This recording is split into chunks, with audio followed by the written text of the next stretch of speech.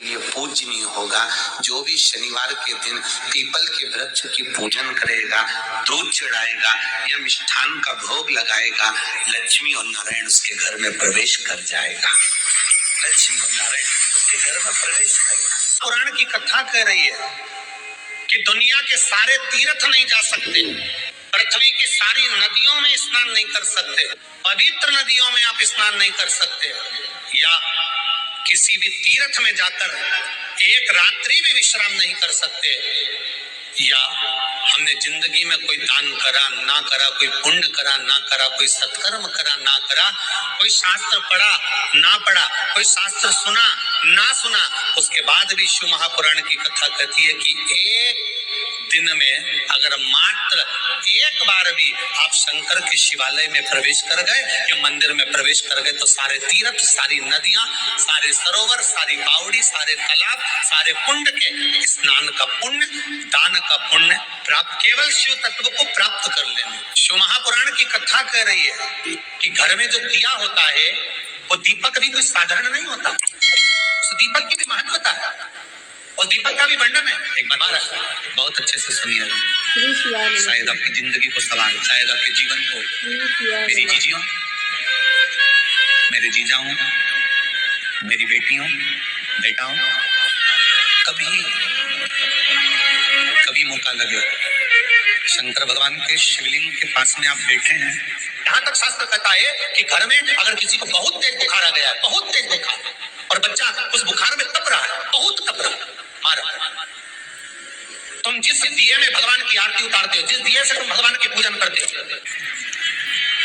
कभी मौका लगा और आप पूजन करने के लिए गए, कभी आप चलो शंकर भगवान के शिवलिंग के पास में या शंकर भगवान के शिवलिंग के ऊपर कनेर का अगर पीला फूल देखा है ना आप लोगों ने?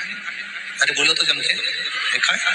कनेर का यदि पीला फूल शिवलिंग के आसपास में या शंकर भगवान के ऊपर कहीं रखा हुआ भी दिख जाए, विषम परिस्थिति हो और हिम्मत ना हारते, कभी भगवान अकेले में एकांत में आप पहुंचे उनके पूजन के लिए, कनेर का पुष्प वहां रखा है, चाहे वो जलाधारी पर रखा हो, चाहे वो शिवलिंग के पास में रखा हो, शिवलिंग पर रखा हो, उस कनेर के पुष्प को अगर आप 5 जगह पर स्पर्श कराकर अपने हृदय की बात कहकर वापिस महादेव को समर्पित कर देते हो तो भी मेरा महादेव तुम्हारे दुख का निवारण कर देगा। अब वो 5 स्थान, पहला गणेश जी का जो स्थान होता है वह जगह, दूसरा षडानंद कार्तिक, तीसरा अशोक सुंदरी वाला, चौथा जलाधारी जो ऊपर से बूंद बूंद जल नीचे गिरा रही है, जया, विषहरा, शामली बारी, दौतली, देव, शंकर जी की 5 बेटियों का, और 5वें नंबर का है शंकर भगवान के, जो कैसे वर्णन किया जाए, त्रिशूल के 3 भाग होते हैं। करें दर्शन आप लोगों ने, जैसे सामने त्रिशूल लगा है, इस त्रिशूल के ऊपर देखेंगे तो 3 भाग दिख रहे हैं, नजर आ रहे हैं सबको? त्रिशूल का जो 3 भाग होता है, उस 3 भाग का जहां ज्वाइंट होता है, जहां मिलता है, एक जगह पर देखो तीनों भाग एक जगह पर मिले हुए, 3 भाग का जहां मिलन होता है, पंचम स्थान, ये 5वां स्थान, यहाँ पर स्पर्श कराकर शिवलिंग पर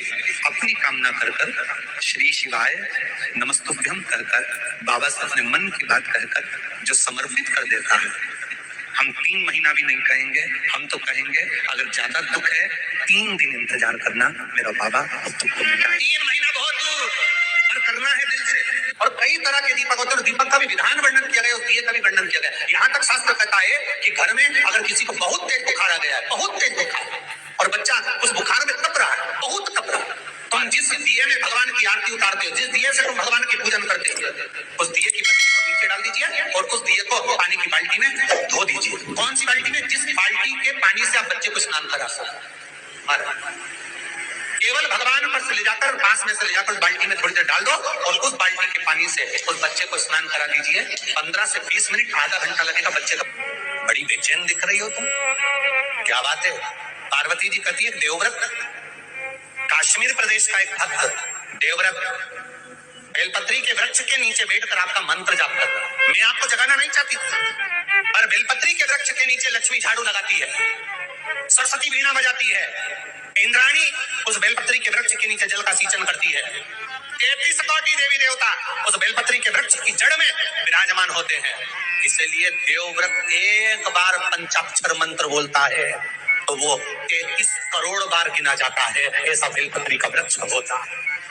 बेलपत्री के वृक्ष के नीचे एक बार अगर भगवान का नाम लिया जाता है तो वो 33 करोड़ बार, 33 कोटि बार गिना जाता है। एक मंत्र केवल नमः शिवाय, ओम नमः शिवाय, नमः शिवाय, वही वाली बात आ गई जो पहले कथा में कहा। अपने लिए अच्छा वाला घी छाट के लाना, अच्छी कंपनी का लाना, और जब यज्ञ करने बैठे, पूजन करने बैठे, हवन करने बैठे, भगवान का तू पाठ पूजन करवाई, पूजा वाले दुकान पे बोलना कि पूजा का घी चाहिए। तो वो पूजा का सामान बेचने वाला भी चतुर था, उसने पूजा का ही घी दिया। तो इन्हें पूछा भैया ये घी कितने का? तो क्या 80 रुपए का? तो 80 रुपए का आधा किलो? तो क्या पूजा का है? भारत की भूमि पर इस मृत्यु लोक में पूरे विश्व में ऐसे कई घर हैं, इनके घर में गुजारा करने की भी आफत है। पहनने के कपड़े नहीं, किसी के यहाँ पर भोजन नहीं, किसी के यहाँ जमीन नहीं, किसी के यहाँ दुकान नहीं, कोई पूरी जिंदगी किराए के मकान में निकाल देता है। नहीं, मेरा एक निवेदन है, इस कथा को जितने छत्रपति संभाजी नगर के श्रोता भाई बहन श्रवण कर रहे हैं उनसे निवेदन करूंगा, आप हाथ का ठेला लगा रहे हो, सब्जी का ठेला लगा रहे हो, फल का ठेला लगा रहे हो, धक्के की जिंदगी जी रहे हो, दरवाजे पर बैठे हो, कहीं ना कहीं तुम दास्य भाव की जिंदगी जी रहे हो, तकलीफ में जिंदगी जी रहे हो, बहुत दुख की जिंदगी जी रहे हो, बहुत कष्ट की जिंदगी जी रहे हो, उनसे केवल निवेदन करूंगा 3 महीने 2 जगह पर जल चढ़ाना प्रारंभ कर दीजिए, केवल 3 महीने। एक शंकर भगवान के शिवलिंग पर, दूसरा बेलपत्री के पेड़ के नीचे, 2 जगह पर जल चढ़ाना 3 महीने लगातार चालू कर दो, बाबा तुम्हारा हाथ पकड़कर तुम्हें उन्नति की सीढ़ी पर चढ़ा देगा। हमें कोई चमत्कार करना नहीं आता, और ना हम कोई तंत्र विद्या या मंत्र विद्या जानते हैं, ना हमारे पास में बेल है, ना हमारे पास में भभूति है, हमारे पास में तो केवल शिव का नाम है।